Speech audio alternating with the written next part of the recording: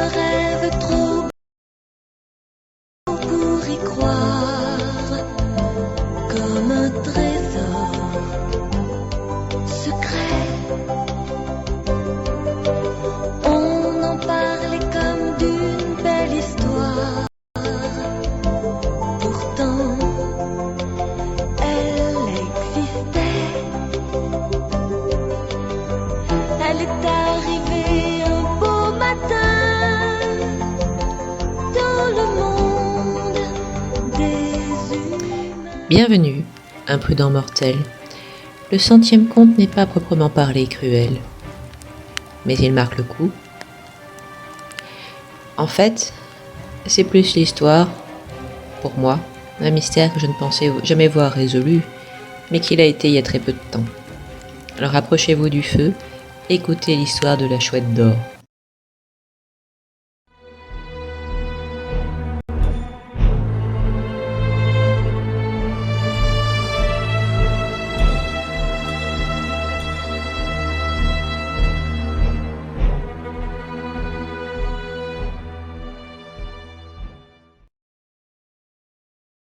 La chouette d'or, c'était d'abord certaines choses que j'avais entendu parler en les voyant sur des couvertures de magazines ou dans des pubs télé au moment de la sortie. Je me disais, ah quand même, quelqu'un va trouver déterrer comme ça 1 million de francs, c'est bien. Et très honnêtement, je pensais, même si je ne connaissais pas encore cette estimation, je croyais, à l'instar du créateur, que la chasse durait au plus entre 6 et 18 mois. En n'ayant plus de nouvelles passé la première année, j'ai d'abord pensé qu'effectivement quelqu'un l'avait trouvé sans trop de grand bruit.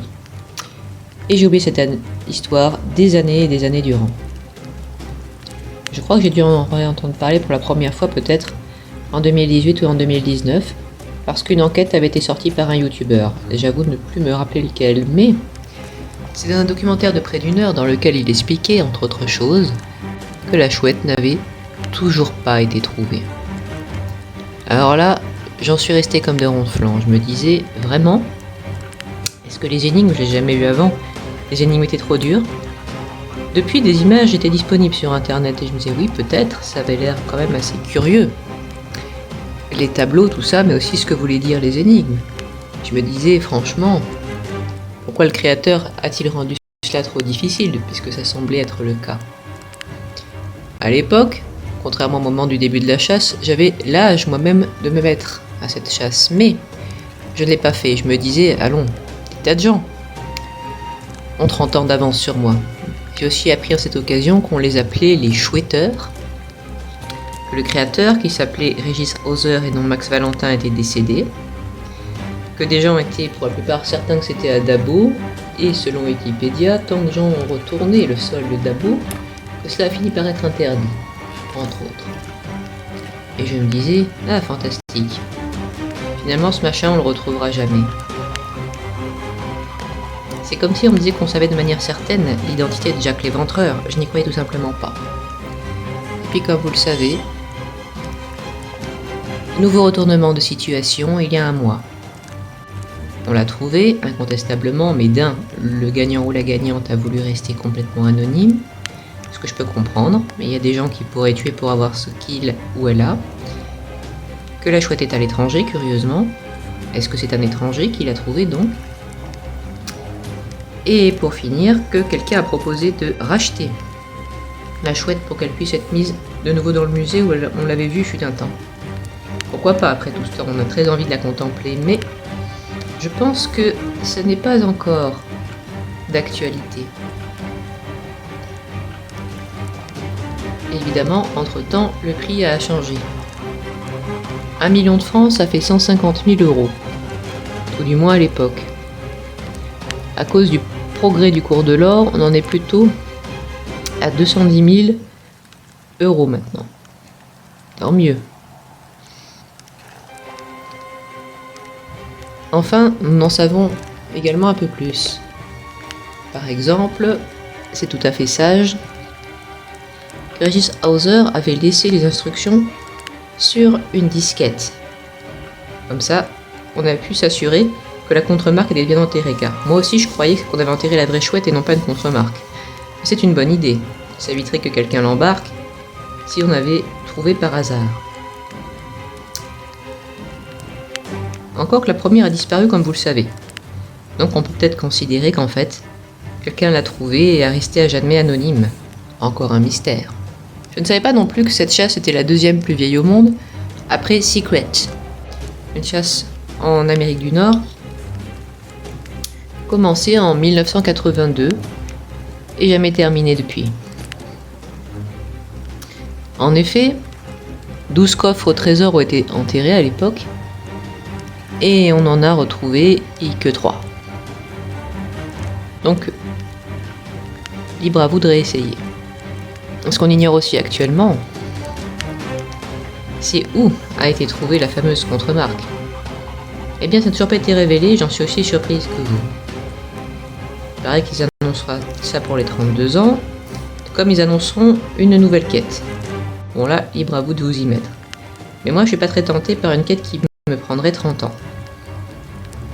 Michel Baker, le peintre qui avait lui-même payé les 1 million de francs au départ, et sculpté la chouette, doit s'en réjouir aujourd'hui. Il avait été écarté assez injustement par Regis Hauser et tendait à disparaître derrière celui-ci. On peut considérer que pour lui le prix est enfin payé. Les années 2020 de toute façon ont été l'occasion d'un regain d'intérêt justement.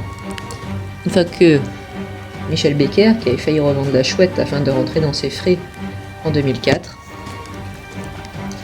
a donné plus d'indices.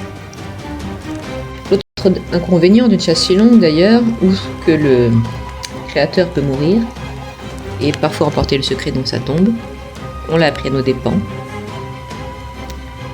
c'est qu'il faut toujours rééditer le bouquin où étaient les énigmes d'origine. On peut communiquer par internet à présent les solutions, c'est ça que je pensais que ça serait trouvé beaucoup plus vite une fois internet créé, et que les maisons d'édition peuvent faire faillite. Ça n'a pas manqué, il paraît. C'est pourquoi Michel Baker voulait, en 2004, revendre la chouette.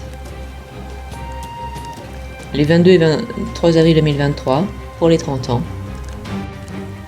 une exposition avait eu lieu au château d'eau de Rochefort. Pour la première fois, on a pu observer de près les 11 peintures illustrant les 12 énigmes du livre, ainsi que la chouette d'or soi-même, dans la crypte au trésor.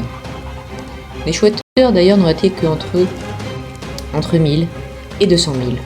J'étais étonné aussi de découvrir qu'il existait des chaînes YouTube et qu'il existait un site, le nom m'a beaucoup fait rire, qui s'appelait La Chouette d'Or, DORT. C'est vrai que certains se sont demandé, parfois à juste titre, si tout ça n'était pas une arnaque, si la chouette existait bel et bien, personne ne l'avait vue avant 2023, et si l'enterrement de sa contremarque avait bel et bien eu lieu pour finir. Ça pouvait expliquer pourquoi personne ne trouvait rien. Mais il ne fallait pas s'y fier. Pour moi, ça restera une sorte de mystère de mon enfance, finalement plutôt poétique. Un mystère avec une résolution, ce n'est pas si commun, avouez-le. J'espère que cette histoire vous aura intéressé. Vous donne rendez-vous la semaine prochaine. Pour me soutenir, voyez dans la description du Patreon, Tipeee et Ko-fi. N'oubliez pas de vous abonner, de mettre un pouce bleu, de commenter et de regarder sous votre lit en la lumière. Au revoir, imprudent mortel.